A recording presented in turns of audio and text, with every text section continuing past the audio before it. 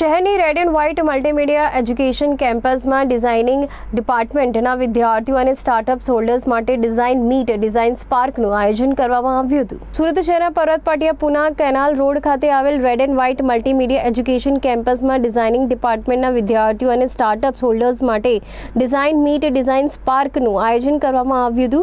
આ કાર્યક્રમમાં મુખ્ય અતિથિ તરીકે સ્વિગી કંપનીના ડિઝાઇનિંગ ડિરેક્ટર સપ્તઋષિ પ્રકાશ હાજર રહ્યા હતા અને આવનાર ભવિષ્યના પ્રેરણાદાયક उत्साही स्टार्टअप होल्डर्स અને વિદ્યાર્થીઓનું ડિઝાઇન અને ભવિષ્યના એઆઈનું શું મહત્વ છે તે સમજાવ્યું હતું।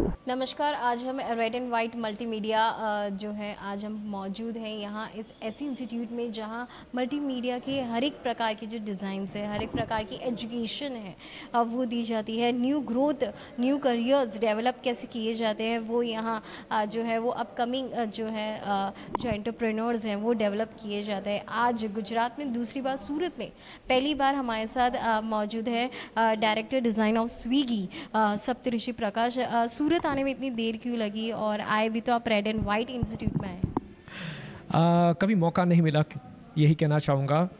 गुजरात मुझे बहुत अच्छा लग रहा है, यहाँ का खाना, यहाँ के लोग मुझे पहले से ही पसंद है, मेरे बहुत सारे दोस्त हैं, तो इस बार मौका मिला तो मैं गंवाना नहीं चाहता था। जब भी उन्होंने मुझे रीच आउट किया तो मैं बोला ठीक है, डेफिनेटली करते हैं। और ऊपर से लॉटी फाइल्स और एडीपी लिस्ट इन कंपनीज, इनके फाउंडर्स मेरे दोस्त हैं लिटरली, तो सब ऑर्गेनाइज हो रहा था और रेड एंड वाइट भी इसमें शामिल है, तो या आना ही था।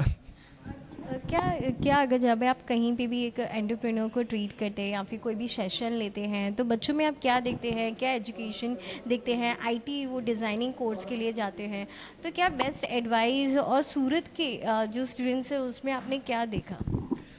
सूरत के लोगों से तो अभी मुझे इंटरेक्ट करना है स्टूडेंट से, पर जनरली जो मैं देखता हूँ कि पूरे इंडिया के लोगों में फंडामेंटल्स की कमी होती है बहुत। लोग यहाँ वहाँ से देख के कुछ सीखने की कोशिश करते हैं, वो कुछ एग्जाम्पल्स देखते हैं और इसे बिना समझे उसको रेप्लिकेट करने की कोशिश करते हैं। उनको लगता है कि यही सही तरीका होता है, हालांकि उन्हें समझ नहीं आते एग्जैक्टली क्यों कर रहे हैं। As a process, as a formula use करने लगते हैं।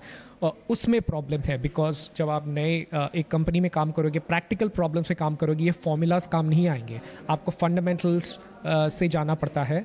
तो वो फंडामेंटल्स की मुझे थोड़ी कमी लगती है। तो मैं जहाँ भी कुछ टॉक कंडक्ट करता हूँ या फिर कुछ भी वर्कशॉप्स कंडक्ट करता हूँ या कोर्सेज लेता हूँ, मैं इसी पे सबसे ज़्यादा ध्यान देता हूँ कि लोगों का फंडामेंटल बिल्ड हो, उसके ऊपर आप जो सीखो वो आप सीख ही सकते हो। फंडामेंटल्स की बात की और प्रैक्टिकल नॉलेज की बात की, तो सूरत एक ऐसा हब है जो बिज़नेस के लिए काफ़ी ज़्यादा ग्रोथ करता है। गुजरात को ही जानिए, ताकि रिलायंस हो या फिर कोई भी कंपनीज़ हो, तो ज़्यादातर यहीं से बिज़नेस डेवलप होती है। प्रैक्टिकल नॉलेज बहुत ज़्यादा ज़रूरत होती है। तो क्या कमी रह जाती है कि कभी भी कोई प्रैक्टिकल नॉलेज के लिए अगर कोई भी परस्यू कर रहा है? कमी यही रहती है कि अवेयरनेस कम है लोगों को। जब यस, गुजरात में बिज़नेस बहुत ज़्यादा है, राइट, यहाँ के लोग धंधा करते हैं और बहुत अच्छा है वो लोग करने में, तो वो इसीलिए अच्छे से कर पाते क्योंकि उसको बारीकी से समझते हैं, उनके फंडामेंटल्स जो है क्या चाहिए होता है। जब कुछ नया टर्म आता है जो कि इंडियंस बहुत कॉमन नहीं समझते उसको, जैसे इंग्लिश नाम होते, यूएक्स डिज़ाइन ले लो, प्रोडक्ट डिज़ाइन ले लो, या एमएल ले लो, एआई ले लो, ये सुन के लोगों को लगता है ये तो कुछ और ही है, ये तो हम समझ ही नहीं पाएंगे, चलो वो क्या करते हैं, वो क्या कर रहे हैं वो देखते हैं, और उसी को हम रिपीट या कॉपी करने लग जाते हैं। पर अगर वो उन्हीं को अंदर से समझने की कोशिश करे कि वो क्या है, तब उन्हें ये प्रॉब्लम नहीं होगी।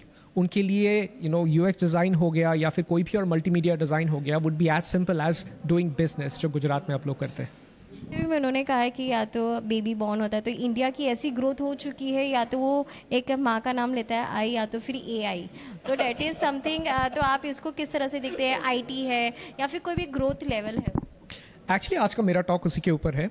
बहुत क्यूरियोसिटी है एआई के ऊपर, बहुत डर है लोगों को, स्पेशली डिज़ाइन के फील्ड में। मैं जहाँ भी जाता हूँ एक कॉमन क्वेश्चन मुझे सब लोग पूछते हैं, आई एम वेरी श्योर आज भी मुझसे पूछा जाएगा कि क्या एआई मेरा जॉब मुझसे ले लेगा। वही मैं अपने टॉक में बताने वाला हूँ, पर ठीक है, आपके व्यूअर्स के लिए बता दूँ, एआई एक पार्टनर है, एआई एक को पायलट है, वो आपको रिप्लेस नहीं करेगा, पर अगर आप उसे अडॉप्ट नहीं करें तो किसी और ने जिसने एआई यूज़ कर रखा है वो बंदा पक्का आपको रिप्लेस कर देगा। तो एआई क्या है ये जानना बहुत ज़रूरी है और उसको अपने लाइफ में अडॉप्ट करना बहुत ज़रूरी है for effective working. Pune Bangalore की एजुकेशन सिस्टम जाने तो काफ़ी ज़्यादा ग्रोथ है, वहाँ पे बच्चे काफ़ी ज़्यादा नॉलेजेबल होते हैं, तो क्या एक ऐसी एडवाइस आप आज इस सेशन में देने वाले हैं? मैं कहूँगा पुणे बेंगलोर का जो आपने नाम लिया है वहाँ पे एक्सपोजर बहुत ज़्यादा है, आप हर गली में, मैं पुणे का नहीं कह सकता हूँ, मैं खुद बैंगलोर का हूँ, हर गली में स्टार्टअप्स है, हर गली में टेकीज रहते हैं वहाँ पे। तो आप कोई भी कॉफ़ी शॉप में भी जाके अगर आप आधे घंटे बैठ गए तो आपको वहाँ पे स्टार्टअप्स की बातें, टेक की बातें, डिज़ाइन की बातें, प्रोडक्ट की बातें, फंडिंग की बातें, यही सब सुनने को मिलता है। तो इसे एक्सपोजर कहते हैं। आप जब उस माहौल में रहते हो तो आप उससे कुछ ना कुछ सीख जाते हो।